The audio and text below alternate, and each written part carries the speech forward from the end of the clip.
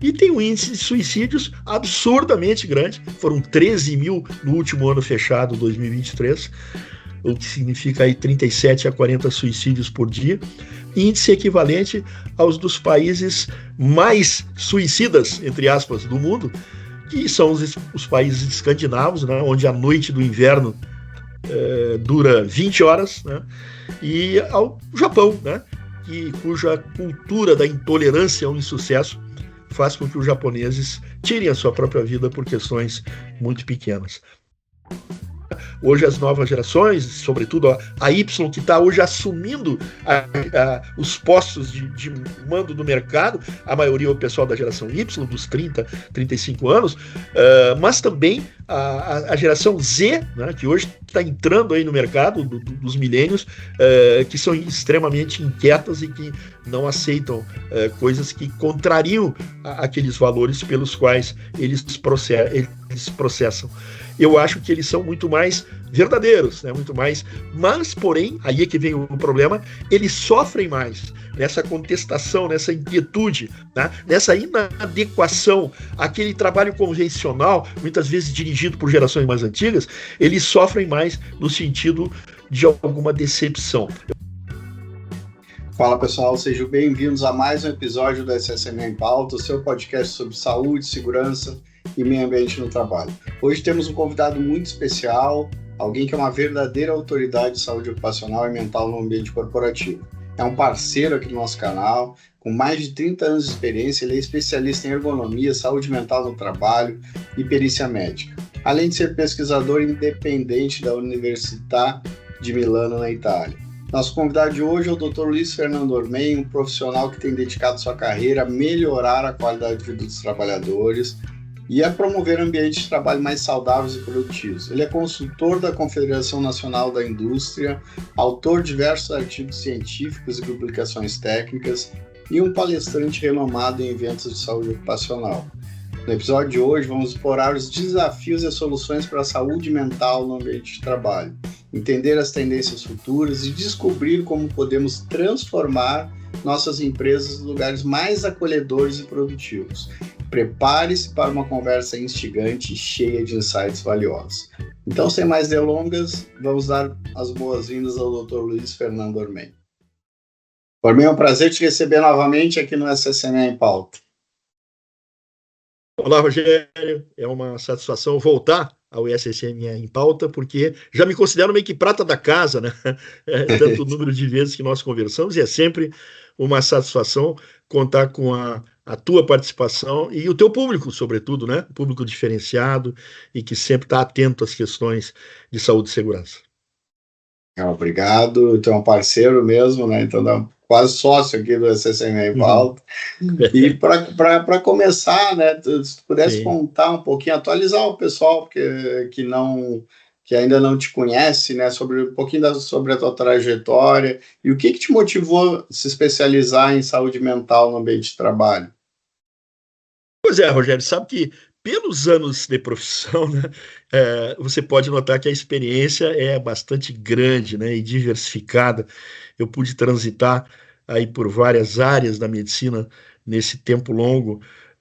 Por exemplo, eu saí da faculdade de medicina para residência em cardiologia, fiz cardiologia durante 10 anos, 15 anos, concomitantemente com a medicina do trabalho. Mas você sabe que a cardiologia, ao longo do tempo, ela se tornou cada vez mais uma especialidade intensivista, né? Intensivismo quer dizer UTI, quer dizer noite sem dormir, coisa para médicos novos, né? Então, à medida que fui avançando na idade, na profissão, eu fui priorizando, né, a minha ação em medicina do trabalho. E dentro da medicina do trabalho, claro, atuei em várias áreas, né? Na área da ergonomia, que também é parte da medicina do trabalho, embora seja a ergonomia um ramo da engenharia de produção, mas hoje cada vez mais voltada à questão de saúde mental, ela é uma especialidade médica também, né? Apesar de um organograma das ciências, ela ser um ramo da engenharia de produção. Então, tive a minha experiência de chão de fábrica, que mantenho até hoje, né? Às vezes eu digo, puxa vida, mas eu trabalho há 50 anos em chão de fábrica, né? O que quer dizer que eu transito em ônibus de trabalhadores, eu falo a linguagem do trabalhador, né? Ou seja, eu tenho essa vivência que é muito grande, isso de participar, né, de grupos de trabalhadores, né, e não só de lidar com gestores, né? Então isso me dá uma vantagem aí de conhecer o meio de trabalho. E conhecendo o meio de trabalho, nós podemos chegar ao que hoje se chama inadequação ao trabalho, né? Nós temos um percentual no Brasil de pessoas insatisfeitas com o que fazem em torno de 75%, 3 em cada 4, e 1%, 25%, ou seja, 1 em cada 4, estão satisfeitos com o que fazem.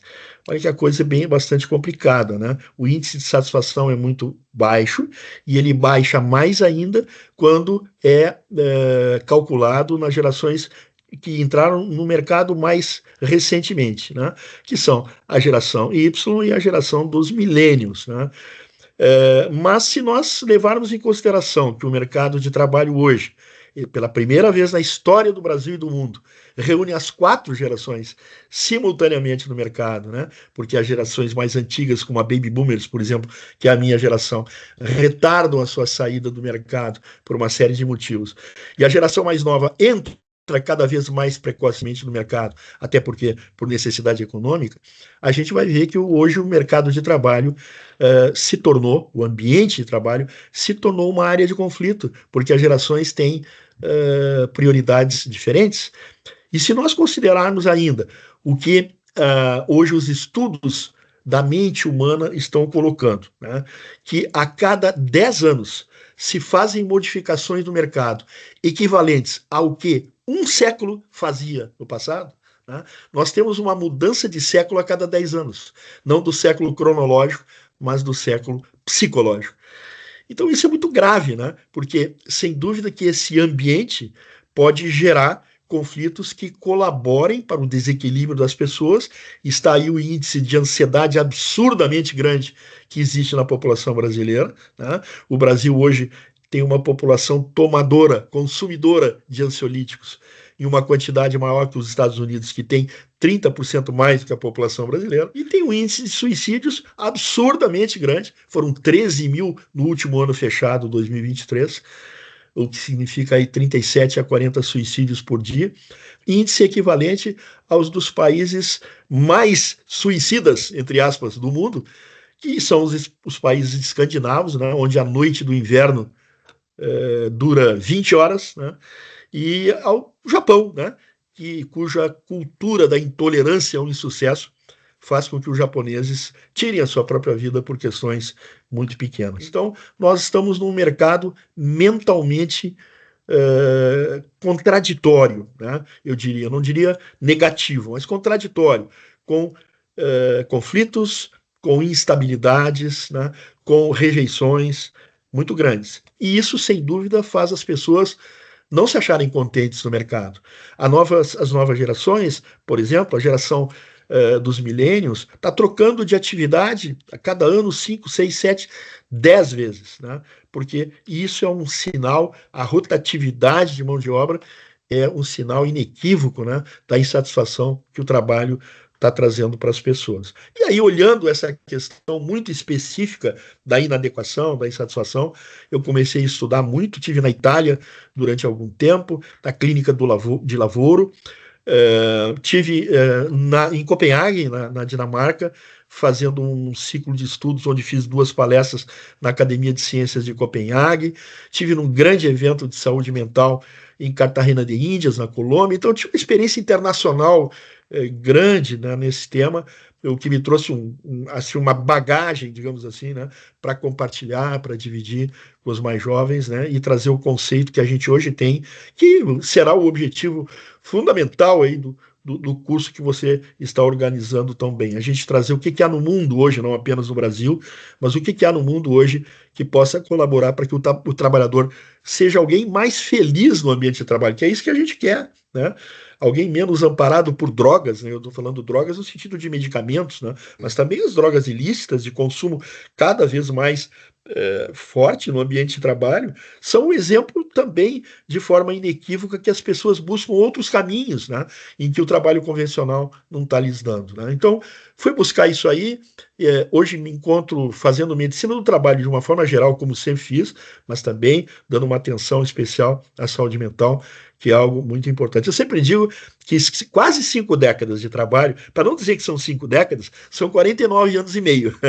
Ou seja, em dezembro desse ano, como diz um amigo meu muito pessimista, porque ele tem a minha faixa de idade, se eu chegar até lá, eu vou completar 5 décadas de medicina do trabalho. E nessas 5 décadas, veja só, eu não amealhei bens materiais, mas eu amealhei bens muito mais valiosos, né, do que bens materiais. Um deles são os amigos, né? Como você, por exemplo, em que a gente cultiva há tantos anos. Eu tenho hoje uma rede de amigos diretos pela profissão, em torno de 600 ex-alunos, ex-parceiros, colaboradores. É um networking fundamental. Isso é a primeira grande. E a segunda grande vantagem da minha profissão nessas 5 décadas foi ter tido a oportunidade, Rogério, de conhecer o mundo inteiro. Hoje eu posso dizer o seguinte: eu conheço o mundo inteiro. Eu conheço a Europa, cada país, né? Tudo. Por quê? Sempre é trabalho. Mas no trabalho, o que eu fazia? Se o trabalho tinha 2 dias, eu pedia uma viagem de 5 dias, porque aí nos 3 outros dias eu alugava um carro e ia conhecer. Então hoje eu conheço a América do Sul inteira, né? Eu conheço a América do Norte inteira e a Europa muito, não digo 100%, mas 80% da Europa eu conheço. Então, essa grande vantagem, digamos assim, me facilitou para conhecer culturas diferentes, né? Para conhecer maneiras diferentes, fazer grandes amigos, né? O professor Bruno Piccoli, por exemplo, que era o diretor da Clínica de Lavoro da Universidade de Milano, na Itália, ficou um dos meus maiores amigos, né? Ele esteve aqui em São Paulo há algum tempo, eu fui buscá-lo no aeroporto, trouxe a Porto Alegre, enfim. O professor Bruno Piccoli é um ergo-oftalmologista, ou seja, ele faz a ergonomia da visão. É um camarada fora de série, né? Uma inteligência incomum. Hoje ele não está mais em Milão, mas está na Clínica de Medicina do Trabalho da Universidade de Roma, né? Então ele saiu de Milão e foi para a capital italiana. E um cara fora de série. Ele queria porque queria. Os italianos fazem a coisa muito fácil.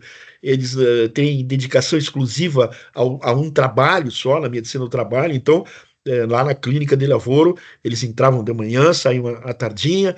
À tardinha não como os brasileiros, que ficam até 10, 11 horas da noite, mas eles saíam às 4 da tarde e iam jogar tênis, né? Porque eles dividiam a coisa muito bem entre o trabalho e o lazer. E ele queria porque queria, me fez tudo que é tipo de proposta em que eu me mudasse para lá. Mas nós brasileiros somos muito fiéis aí à nossa terra, né? Então eu vou com frequência lá.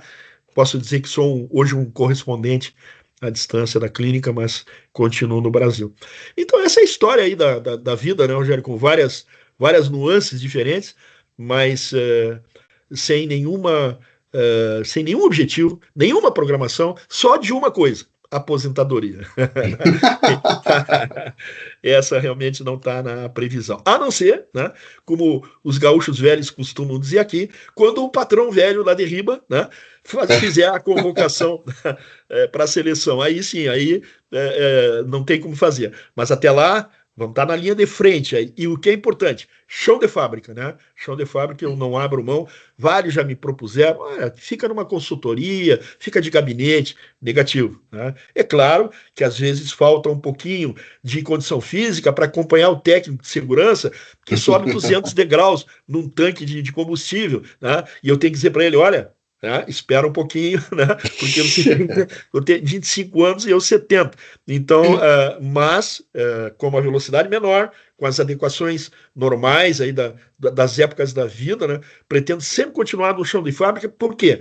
Quando o médico do trabalho perde esse contato com o chão de fábrica, ele perde a chance de acompanhar a evolução do mundo do trabalho, né? E aí está na hora dele ir para casa, realmente, né? Não está na hora dele continuar. Então eu pretendo sempre continuar no chão de fábrica enquanto isso, obviamente, for possível, né? Essa é a história da minha vida aí, Rogério, né? Bem Legal. simplificado, porque o tempo é muito, né? Não, é legal e a gente já se conhece, né? E eu digo que sempre que eu converso contigo é um grande aprendizado, né? Essa experiência, e todos né, os profissionais que eu conheço, que te conhecem, reconhecem toda essa tua experiência, a maneira como tu conduz as coisas é com uma educação e uma, né? Já te falei isso, teu jeito de conduzir as coisas é diferenciado. E essa grande diferença de chão de fábrica, né? Porque a gente sabe que Exatamente. isso que é Importante. onde a coisa acontece, né? Então, né, que o japonês lá chama de Gemba, né? Então, onde Isso, as coisas acontecem. é Então, é lá verdade. que a gente tem que estar, né? Então, e pegando toda essa tua experiência, né, Ormen, que vasta experiência aí, o que tu vê hoje de principais desafios que as empresas enfrentam com relação à saúde mental dos seus colaboradores? Tu pegou várias, já falou um pouco, tu pegou várias gerações, né, Exato. várias situações, em momentos que talvez a saúde mental não fosse tão importante É ou tão verdade. vista como é visto agora, mas quais são os principais desafios né, que as empresas enfrentam hoje? Olha, Rogério, são em número bastante considerável, mas eu diria que os grandes desafios hoje enfrentados pelos empresários, vamos colocar assim, pelos gestores, né, de empresas, no sentido da saúde mental, é o desafio de um meio de trabalho com cada vez menos gente. Né? Esse é a grande importância, ou seja, cada vez menos pessoas no ambiente de trabalho, pessoas muito diversas, e isso é bom, né? A diversidade é um objetivo das empresas. Hoje nós temos pessoas com as mais variadas opções de tudo que é tipo na empresa, e a tolerância mútua é importante, ou seja, que cada um de nós compreenda por que o outro é diferente, porque aceitar o outro igual a nós é muito fácil, né? É. Porque nem que seja lá no nosso subconsciente, o nosso procedimento é o correto. Então, quem age igual a nós, né, obviamente, no nosso subconsciente é aprovado. Entretanto, isso não é o fundamental. O fundamental é a aprovação de quem é diferente de nós, né? Ou Isso seja, de limita, que isso limita o nosso desenvolvimento, o nosso crescimento, né? exatamente limita bastante. Você sabe que, ainda falando sobre isso, recentemente eu tive num evento aí com um grande especialista em recrutamento e seleção de pessoas, ele participou junto da mesa comigo, e ele disse uma coisa muito interessante, e eu fiquei pensando, puxa vida, é mesmo. Ele disse que quando no Brasil, veja bem, ele criticando a sucessão no Brasil, quando no Brasil um chefe é que escolhe o seu sucessor, isso mantém os equívocos, né? Porque ele tende a escolher igual a ele, ou seja, com Só os ele. mesmos defeitos e virtudes, né? Então eu disse, puxa vida, é verdade, né? Quantas vezes, né, eu escolhi a pessoa que iria me suceder, não é? Está errado, porque eu devo ter escolhido alguém que realmente me sucedia, inclusive nos defeitos e nas virtudes. Então acho que a grande dificuldade hoje do mercado de trabalho é administrar conflitos, porque não tem eliminar conflitos, né? Se tem duas pessoas, tem conflito, né? Mas administrar conflitos de uma maneira que os conflitos tragam competitividade sadia, recompensas importantes por conquistas, mas que não sejam deletérios à saúde mental, principalmente, né? Aquela conquista destrutiva, né? Em que impele o outro a infelicidade. Né? Às vezes, nós médicos do trabalho, eu já disse em chão de fábrica, eu faço, por exemplo, exames demissionais, e eu tenho um hábito, porque para o médico é meio duro fazer exame demissional. É alguém que está perdendo seu emprego, que vai chegar em casa ter que explicar para a esposa ou para o esposo que ele não tem mais emprego. Então é uma situação traumática, ainda mais se ele não esperava ter o seu contrato de trabalho rescindido. E eu tenho uma forma de tentar relaxar as tensões naquele momento de ingresso, perguntando: e aí, o que houve? Qual é ou como nós usamos aqui no Sul, o que houve, Tchan? O que aconteceu? E eu escuto invariavelmente uma resposta. Eu briguei com fulano, eu não tolero mais meu supervisor. Ora, isso é uma coisa totalmente equivocada, porque ele não é funcionário do supervisor, ele está ali pelas questões morais da empresa, né, de missão, de valores, né, e não por causa de um outro supervisor que ele poderá até sair da empresa na semana seguinte. Então é muito importante a gente fazer o compromisso das pessoas no ambiente de trabalho, não com a questão pessoal, né? De gostar de mim ou não gostar de mim, por exemplo, né? Eu coordeno uma equipe de 300 pessoas, eles vão gostar de mim e trabalhar para a empresa ou não vão gostar disso aí? Não, acho que não, né? A empresa é muito mais do que eu, é muito mais do que qualquer gestor. Então essa é uma dificuldade hoje do ambiente de trabalho. O brasileiro tem como norma pessoalizar muito. Tá? Pessoalizar, quer dizer, individualizar, isso é muito ruim. Na Europa, por exemplo, onde eu trabalhei na França, onde fiz ergonomia em 98, eu morei 6 meses na França. E as pessoas são extremamente frias no trabalho. Até nós, brasileiros, se espantamos um pouco, né? Aquele negócio, vamos sair para tomar um chopp, não tem, né? Porque cada um sai, se dá boa noite e vai embora. O italiano é um pouco mais quente, digamos assim, né? Mas ninguém como no Brasil. E o que acontece? As pessoas não consideram o emprego pelo seu supervisor imediato, pelo seu chefe, não. Pelos valores, pela missão, por tudo que a empresa professa, pelo seu compromisso ambiental, né? Pelo seu compromisso ético, quer dizer, a empresa que é destruidora de planetas, essa do nosso planeta, obviamente, não deve ser considerada, né? Então, é nessa questão. E essa é a dificuldade hoje do gestor do século XXI. Né? Como conciliar os interesses de progressão pessoal, a inquietude das novas gerações, são muito inquietas. E eu não estou dizendo isso como crítica, não. Os baby boomers, que é a minha geração, eram indivíduos muito resignados, né? Aceitavam as mudanças, interferiam um pouco nessas mudanças, até uma crítica à minha geração, né? Era muito mais acomodada, né? Hoje, não. Hoje as novas gerações, sobretudo a Y, que está hoje assumindo os postos de mando do mercado, a maioria é o pessoal da geração Y, dos 30, 35 anos, mas também a geração Z, né, que hoje está entrando aí no mercado dos milênios, que são extremamente inquietas e que não aceitam coisas que contrariam aqueles valores pelos quais eles processam. Eu acho que eles são muito mais verdadeiros, né? Muito mais, mas, porém, aí é que vem o problema, eles sofrem mais nessa contestação, nessa inquietude, né? Nessa inadequação àquele trabalho convencional, muitas vezes dirigido por gerações mais antigas, eles sofrem mais no sentido de alguma decepção. Um trabalho que eu tenho feito aí muito interessante sobre pessoas que entram recentemente no mercado de trabalho. Concluíram a faculdade, fizeram a sua pós-graduação, lato sensu, estrito sensu, lá pelos seus 25, 27 anos, entram no mercado de trabalho. E eu pergunto para eles nessa pesquisa qual é o primeiro sentimento que os invadiu nesse início. E invariavelmente eles me dizem decepção.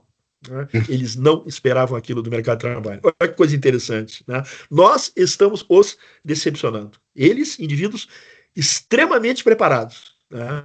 Mas eles se decepcionam porque não era aquilo que eles esperavam encontrar. Será? E aí vem uma pergunta importante. Será que nós estamos legando um trabalho digno para as gerações que vêm depois de nós?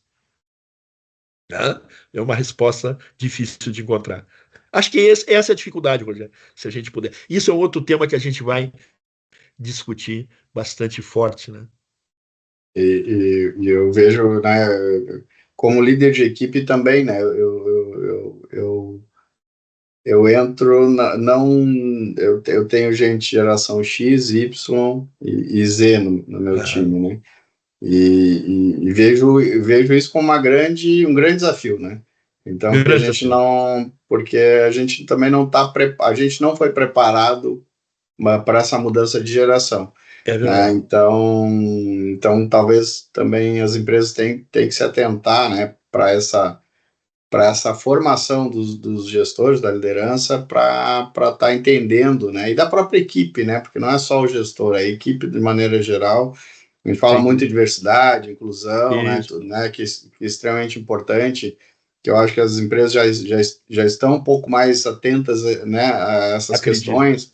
Porém, essa mudança de geração, eu não vejo um movimento muito, pelo menos eu não vejo um movimento nos ambientes, nas empresas que eu conheço, um movimento também de letramento com relação a isso, né? De como que a gente vai acolher uma pessoa de uma outra geração, né?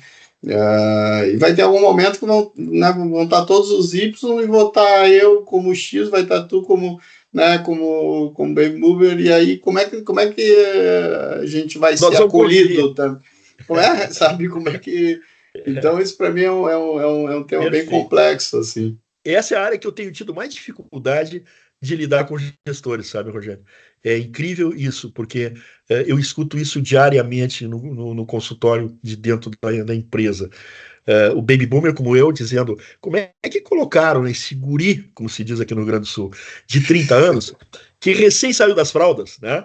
Porque 30 anos para quem tem 60 é de quem recém saiu das fraldas. Esse guri e vem me dar ordem ainda, porque hierarquicamente ele mais capacitado é colocado na chefia. E por outro lado, eu recebo, por exemplo, o guri esse de 30 anos no consultório, dizendo, pô, por que esse velho não está na praça levando os netos para dar pão para os patos lá e está aqui me incomodando no mercado de trabalho? Então, a intolerância intergeracional, ela é muito forte. Eu tenho até um workshop sobre isso, porque nós precisamos aprender a conviver.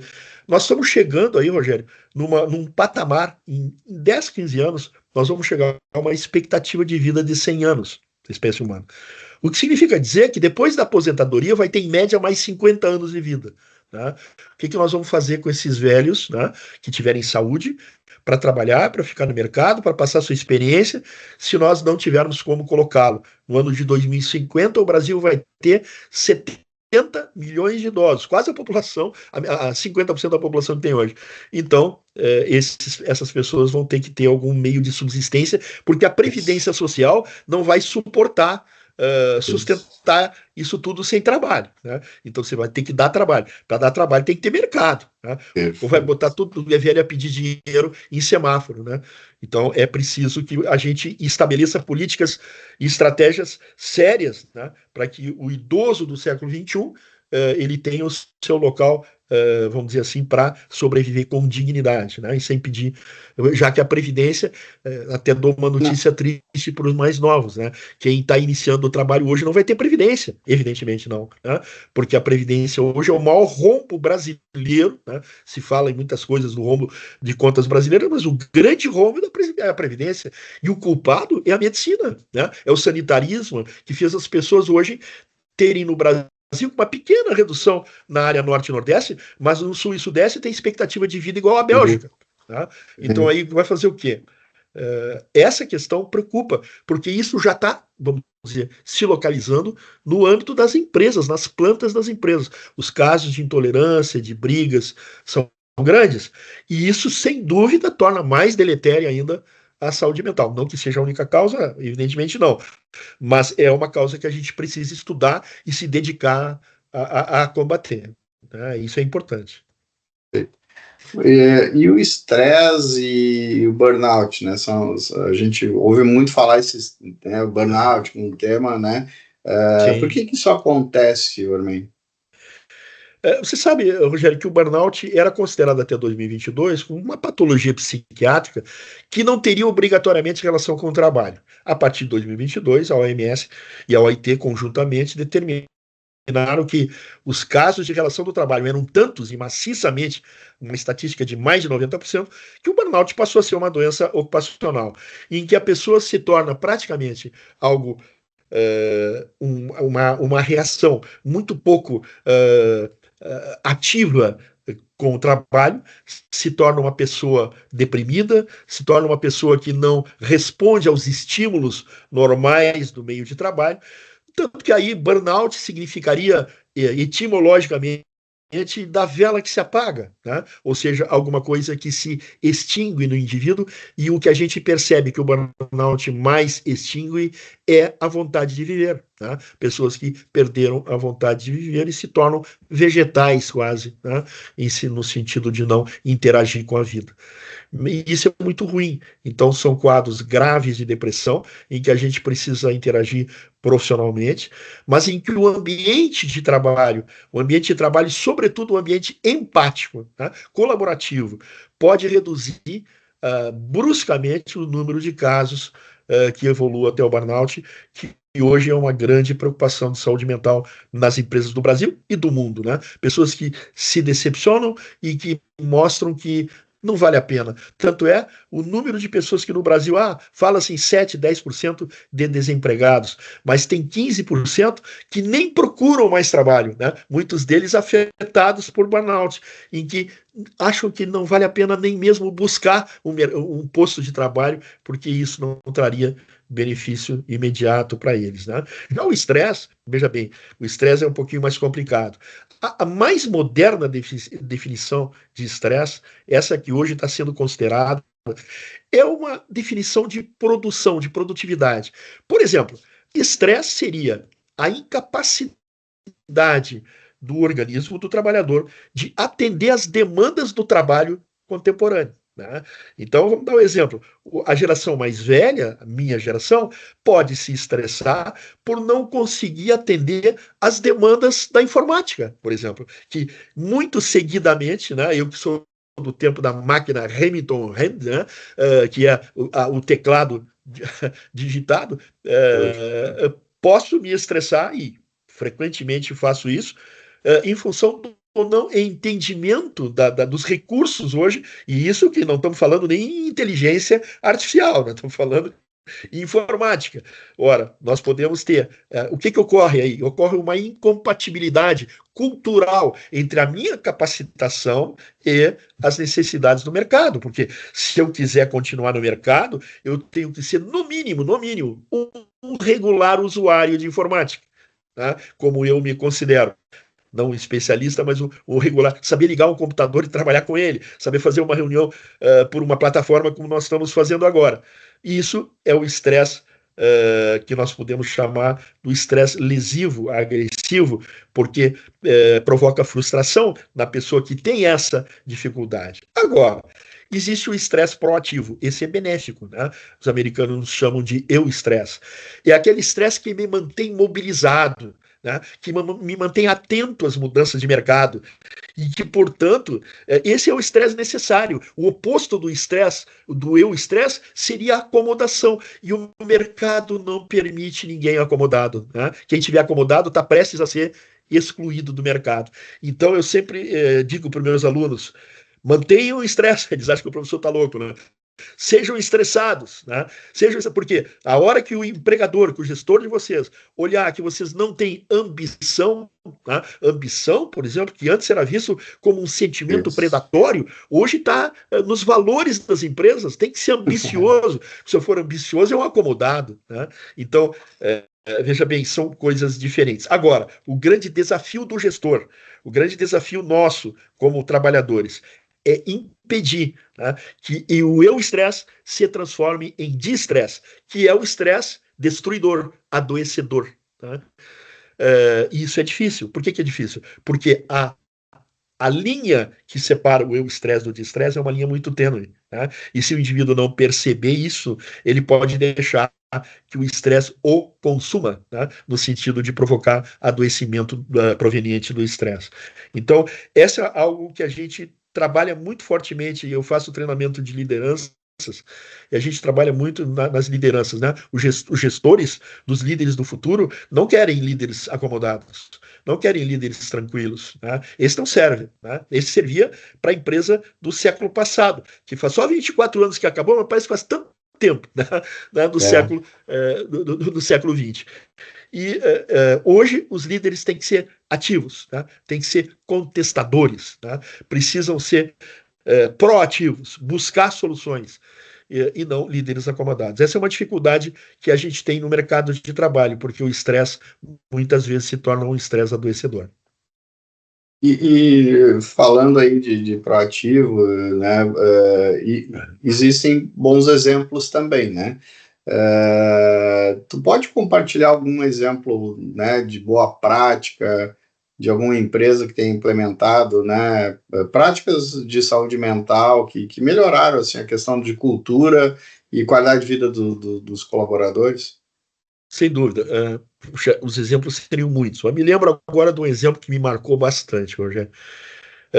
Um grande empresário de uma rede de supermercados aqui do Rio Grande do Sul estava muito preocupado, né, que com 9 lojas que ele tinha, 8 lojas tinham um excelente nível de saúde mental, as pessoas eram felizes com o que faziam, as pessoas eram proativas na busca de soluções, enfim, 8 lojas eram positivas nos resultados, inclusive econômicos. E uma das lojas tinha o mais elevado grau de absenteísmo, né, o dobro das outras, tinha uma convivência interpessoal e intersetorial muito complexa, muito complicada, e infelizmente essas pessoas tinham um turnover muito elevado, né? Praticamente durante um ano, é um absurdo isso, né? Essa loja trocava todos os seus colaboradores, o turnover no ano Nossa. era de 100%, um negócio muito complicado. É duro, né? E, curiosamente, o capital que mantinha essas 9 lojas era o mesmo. Ou seja, o controlador era o mesmo. Né? Os CNPJs eram diferentes, mas hoje não interessa muito, né? O que interessa é o controlador. E aí, o dono, que era meu amigo, me convidou para que estudasse. Por que isso acontecia? Né? Já que o público era o mesmo, a região era a mesma, por que isso acontecia? E o problema estava na enorme dificuldade de relações interpessoais e intersetoriais do gestor. Né? O gestor tinha frases que eu até coloquei em alguns livros meus que eram geniais. Né?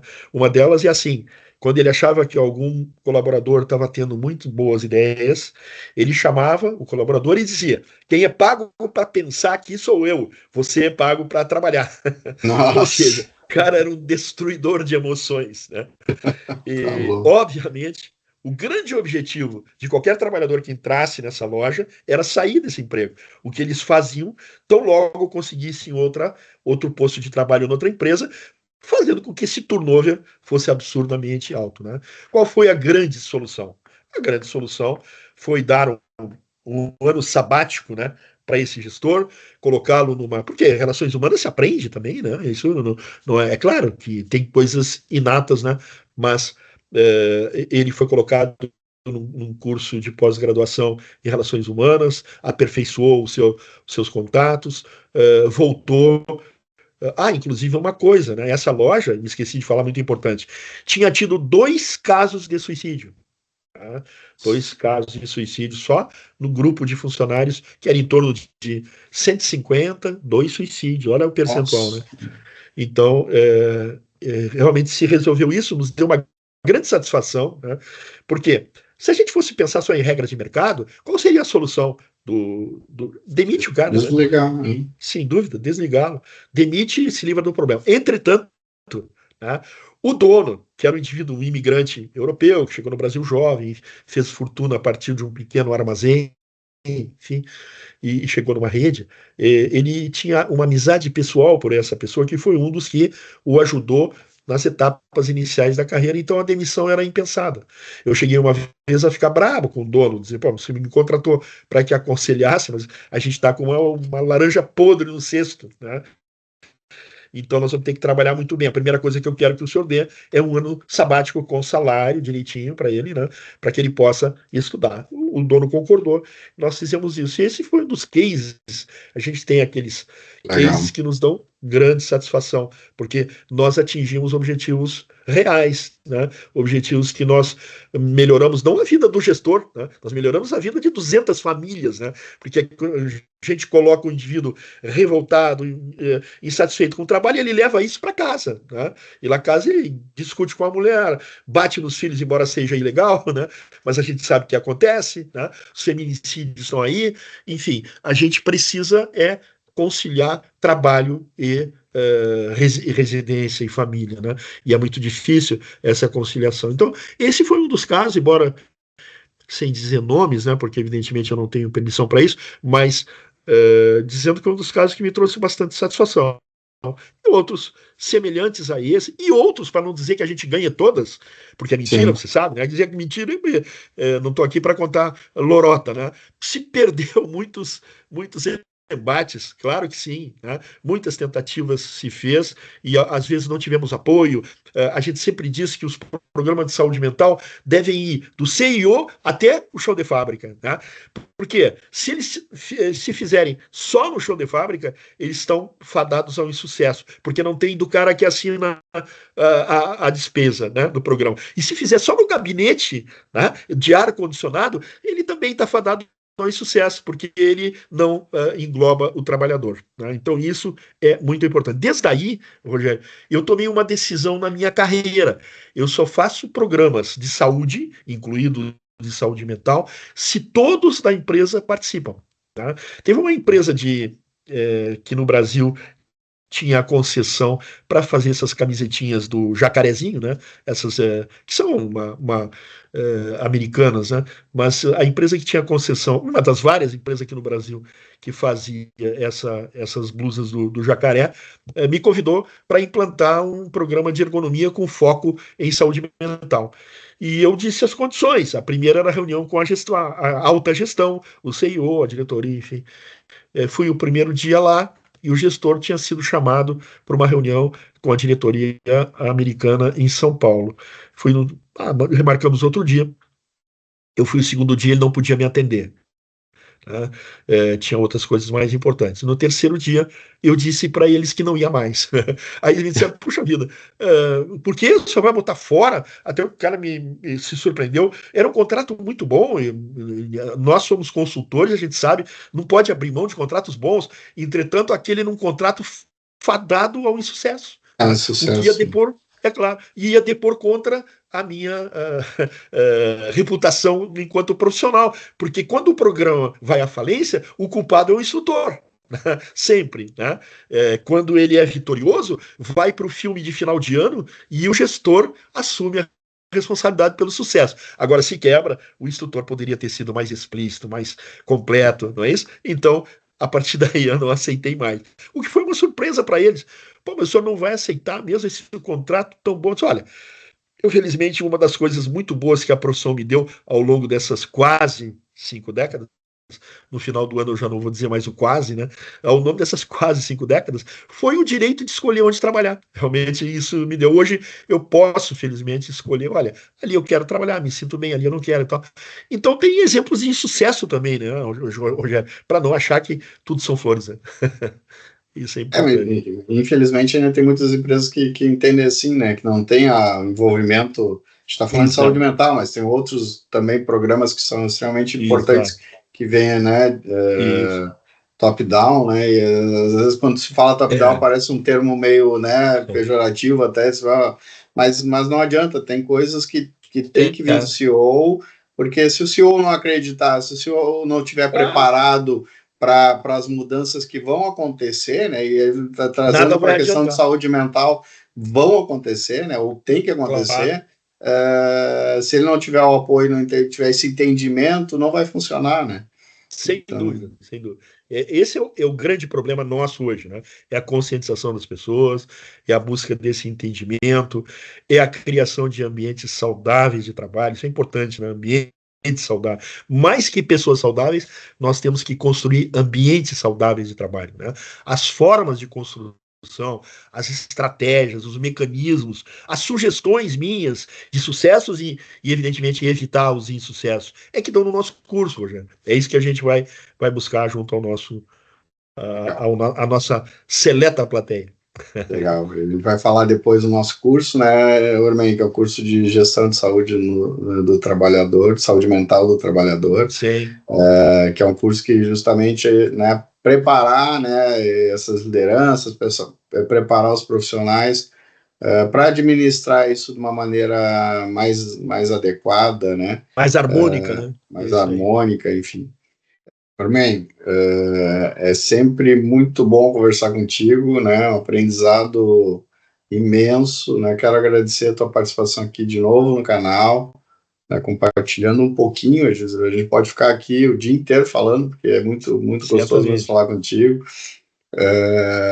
E para aqueles interessados em aprofundar um pouco mais seus conhecimentos e aprender técnicas, práticas, né, para enfrentar esses desafios, a gente tem a oportunidade aí do curso de gestão de saúde mental do trabalhador, né, que o Armen é o facilitador e vai estar trazendo aí um pouco mais também das suas experiências, né, do que deu certo, do que não deu tão certo, né? E da pura realidade de chão de fábrica, né? Que esse também é um grande diferencial, né? Então a gente é lá no Gemba que as coisas acontecem, então só vai aprender e só vai entender as pessoas se estiver lá. Então agradeço aí demais a tua participação aqui com a gente. Muito obrigado, Rogério. É sempre um enorme prazer conversar contigo e com o teu público e fazer um convite, né? Acho que cabe agora um convite. Venham discutir conosco, né?